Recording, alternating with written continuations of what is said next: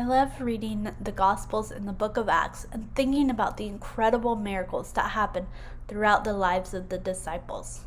If you really think about it, though, there's only a few of the disciples whose ministries are mentioned within the book of Acts. Due to the persecution of Christians, the disciples were scattered, and each spread the gospel in the area that they landed.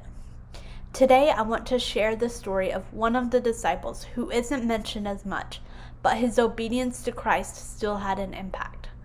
This disciple is Philip, and his story can be found in Acts chapter 8. As a disciple, Philip would have been present for the teachings that Jesus passed along to anyone who was listening. Jesus emphasized the importance of prayer to the extent that he would leave everyone else so he could be alone with God. So when he told his disciples to go to a room by themselves and talk to God in private, he put this teaching into practice. He also told his disciples not to make a show out of their prayers or even to brag about what they were giving. I believe that Philip took this seriously, and it led him to opportunities to spread the gospel that he may have missed otherwise. In the 8th chapter of Acts, the persecution of Christians was increasing, and the disciples were forced to scatter. As Philip began to move out, he preached in each town he came to. While he was traveling, an angel came and told Philip to head south. As he was walking, he met the treasurer for Ethiopia, who was reading from a passage in Isaiah.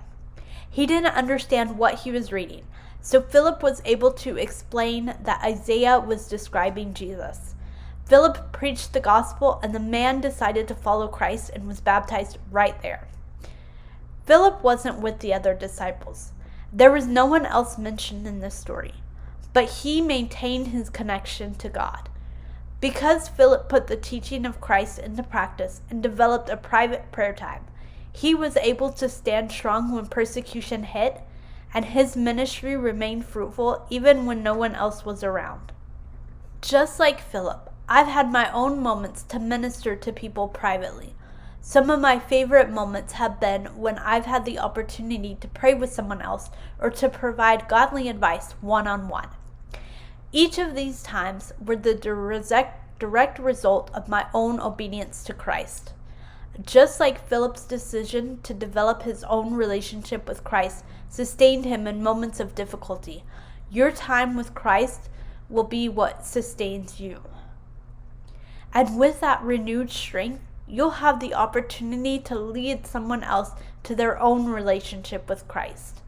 In whatever situation you may be facing today, I hope that you'll take the time to seek God and to build the relationship with Him that will sustain you in the good times and the bad. I hope this message encouraged you today.